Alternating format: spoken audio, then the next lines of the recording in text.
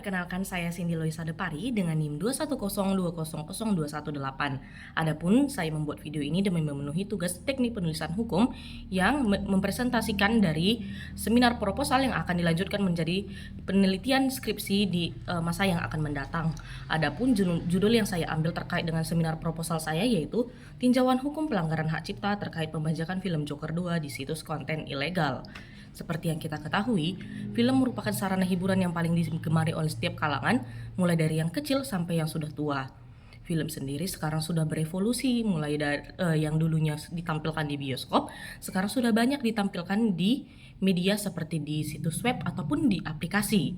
Seperti yang kita ketahui, ada situs yang bersifat legal ataupun non ilegal. Yang bersifat legal sendiri seperti yang kita kenal ini, seperti Netflix, seperti Disney Plus, dan masih banyak lagi situs yang memuat konten-konten ilegal yang maksud saya legal yang pastinya sudah mendapatkan lisensi dari pemegang hak ciptanya. Kemudian sekarang juga telah banyak film-film yang beredar di situs-situs ilegal yang mungkin sebagian dari kita juga sudah pernah memakainya, bahkan sudah tak jarang kita dengar. Contohnya saja adalah situs Itleaks, yang dimana situs Itleaks ini memuat berbagai konten baik dari film-film lokal maupun film mancanegara yang tersedia untuk semua negara gitu. Jadi di situs Itleaks ini bisa diakses, misalnya kita yang bernegara di Indonesia, bahkan ada subtitle yang memuat bahasa Indonesia.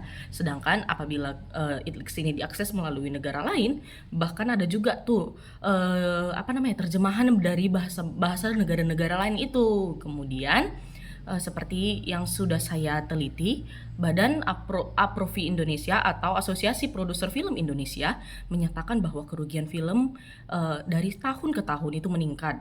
Yang paling terasa itu dimulai dari waktu coronavirus, yang dimana semua orang dirumahkan, dan disitulah mulai berkembang hingga hari ini di 2024 banyak film yang mengalami kerugian bahkan hingga mencapai dari 30% dari penjualan film itu sendiri gitu. Itu merupakan angka yang cukup besar dari pemegang hak cipta atas kerugian yang dialaminya gitu.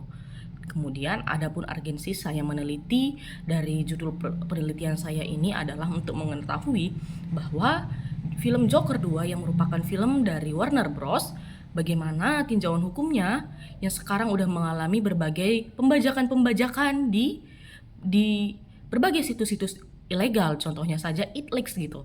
Seperti yang kita ketahui, film Joker 2 ini merupakan film yang baru saja terbit di tahun ini pada bulan Oktober yang lalu. Namun belum sempat masuk ke situs-situs yang legal, situs ilegal telah menayangkan kembali.